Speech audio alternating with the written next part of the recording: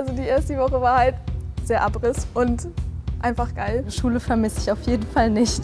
Hätten einem auch alle Lehrer der Welt erzählen können, ja, die Schule bereitet einen auf die Uni vor. Nein, es ist alles neu. Jetzt bist du halt wirklich erwachsen und du bist noch nicht bereit, erwachsen zu sein.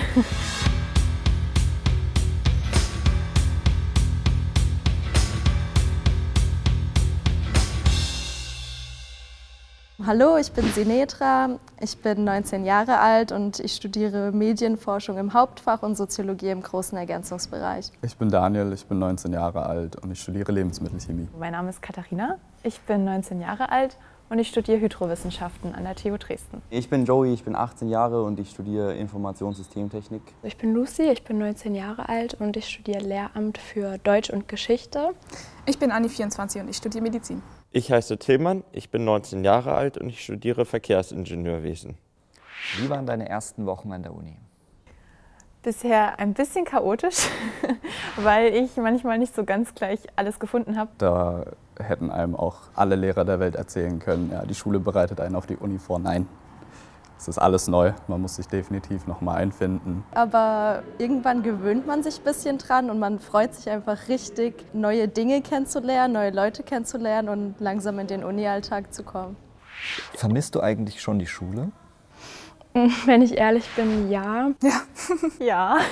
Ja, sehr. Nein, absolut nicht. Ich vermisse dieses, dass einem ständig jemand sagt, was man machen muss und nicht, dass man komplett auf sich allein gestellt ist. Man vermisst so die Freunde aus der Schule. Es ist doch was anderes gewesen, so mit seinen Kumpels im Unterricht zu sitzen. Ich vermisse die Schule in dem Sinne, dass man mehr bei den Vorlesungen mitmachen kann und dass man irgendwie mehr noch so mit an die Hand genommen wurde. Jetzt muss man sich das alles ein bisschen selber erarbeiten. So dieses einfach mal fragen, so den Lehrer, das fällt halt weg. Ich finde das hier viel, viel schöner, weil man einfach selber sich die Zeit einteilen kann und auch frei ist in dem, was man macht und wählt. Also Schule vermisse ich auf jeden Fall nicht.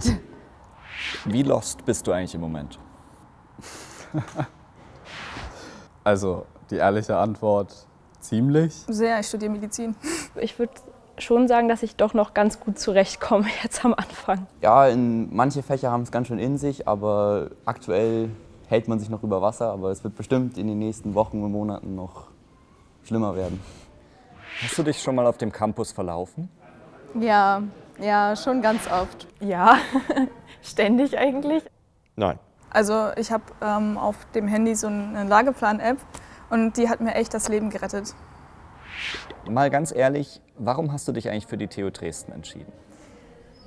Weil es eine sehr renommierte Universität ist, weil ich außerdem hier in der Gegend wohne und weil TU Dresden einfach, also wenn man hier nicht studiert, wo dann? Das schneiden wir in jeden unserer nächsten Imagefilme rein. Das war ganz spontan. Also ich hatte erstmal die Zusagen und Absagen von den Unis abgewartet. Und dann habe ich mit einem Bekannten drüber geredet. Und als ich dann Dresden gesagt habe, hat er gesagt, hey, da habe ich auch studiert, du musst da unbedingt hin. Also ausschlaggebend für mich war tatsächlich eher Dresden als Stadt. Ich war hier schon mal und fand es sehr schön und kann mir jetzt auch gut vorstellen, die nächste Zeit erstmal hier zu bleiben. Und du bist aus Berlin hergekommen? Ja, ich bin aus Berlin hergekommen und Berlin ist auch schön, aber Dresden ist schöner. Und was willst du später mal mit deinem Studium machen? Da bin ich mir noch nicht sicher, weil ich finde, dafür bin ich noch zu jung für die Entscheidung. Ich habe einfach einen Studiengang gewählt, bei dem ich viele Chancen habe in der Zukunft. Ich studiere extra, damit ich ein breites Spektrum habe von Berufsmöglichkeiten. Im Laufe des Studiums kann ich dann immer noch schauen, in welche Richtung ich gehe und wie ich mich spezialisiere. Das ist mal so eine Sache, was man später mal machen will. Ich bin schon froh, dass ich jetzt gerade überhaupt irgendwas angefangen habe. Ich möchte auf jeden Fall in Erinnerung bleiben und ich möchte was für die Umwelt tun und eben auch für unsere nachfolgende Generation. Gehst du aktuell eigentlich jeden Abend feiern? Nicht jeden Abend, ich glaube so 2-3 Mal die Woche. In letzter Zeit war man schon mal abends weg, aber es hält sich noch in Grenzen. Ich hoffe mal, es wird noch ein bisschen wilder in der nächsten Zeit. Bis jetzt war ich tatsächlich noch gar nicht feiern oder an Partys, aber ich hoffe, dass das noch kommt, wenn ich dann richtig angekommen bin und die Zeit hier habe. Aber dieses Wochenende gehe ich, da freue ich mich drauf. Ich gehe gerne feiern, aber ich bin jetzt nicht so einer, der auch jedes Wochenende irgendwie auf Achse sein muss. Dafür weniger, aber ordentlich und mit den richtigen Leuten. Wie oft gibt es bei dir eigentlich Nudeln mit Pesto? Um ehrlich zu sein, bis jetzt noch gar nicht. Gar nicht, weil ich mag keine Nudeln. Gar nicht, ich hasse Pesto. Gar nicht. Eigentlich so jeden zweiten Tag. Ich würde sagen, so jeden Tag gefühlt. Ja, Nudeln mit Pesto ist so eine Sache. Also bei mir sind es keine Nudeln, es sind eher immer Tortellini, aber auch die fertigen aus dem Supermarkt und da kommt dann Pesto drauf. Also mindestens 2-3 Mal die Woche auf jeden Fall. Und warum steht ihr Erstis eigentlich immer im Weg rum? Stehe ich im Weg rum? Ich hoffe nicht. Weil wir keinen Plan haben und lost sind. Ernsthaft? Wir stehen nicht im Weg, die anderen stehen im Weg. Also ich hatte noch nicht das Gefühl, dass ich im Weg stand. Außer in der Mensa vielleicht, in der alten Mensa, weil da ganz schön viel los war. Ich glaube, das ist so wie in der 5. Klasse auf dem Gymnasium oder wie in der 1. Klasse in der Grundschule. Die Jungen, die sind immer so drauf. Also ich denke, wir kennen uns halt einfach noch nicht aus. Ne? Dann steht man halt so ein bisschen blöd in der Gegend rum und muss erst mal rausfinden, wo genau man hin muss. Es tut mir leid, wenn ich irgendwem im Weg stand. Was ist eigentlich dein bester Tipp für alle zukünftigen Erstis? Macht euch nicht so einen Stress. Also man sieht ja dann immer in den Gruppen und so, dass dann so viel nachgefragt wird und so weiter und so fort. Aber wenn es wirklich losgeht, dann kriegt ihr auch die Informationen, die ihr braucht. Ich weiß gar nicht, ob man da so richtige Tipps geben kann. Vor allem ich, der ja selber irgendwie noch überhaupt keinen Überblick hat. Man sollte sich auf jeden Fall auf was gefasst machen. Spaß haben an der Sache, sich nicht so sehr verkopfen, weil es kommt immer anders, als man denkt. Früh genug mit dem Stundenplanbau anfangen.